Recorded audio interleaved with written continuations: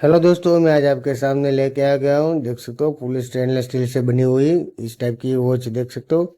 और इसमें आपको पूरा स्टेनलेस स्टील का डायल मिल जाएगा और ये पूरा ऑटोमेटिक मूवमेंट से चल रही है। देख सकते हो पीछे की ओर आपको पूरा स्टेनलेस स्टील मिल जाएगा और आपको ट्रांसपेरेंट ग्लास मिलेगा। देख सकते हो यहाँ से आप देख सकते हो कि ये जो मूवमेंट है वो ऑटोमेटिक आपको दिखेगी। और यहाँ पर देख सकते हो यहाँ पर भी आपको ब्रांडिंग का लोगो मिल जाएगा। और ये बक्कल भी पूरा स्टेनलेस स्टील से बना हुआ है।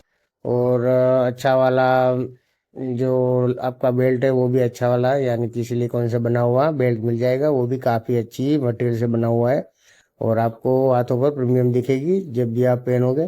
तो जिसको भी इस टाइप की वॉच पसंद है और ये वाली इस टाइप की जो है डायल की वाली, तो ये जरूर आप कर ट्राई कीजिए, आपको बिल्कुल अच्छी लगेगी।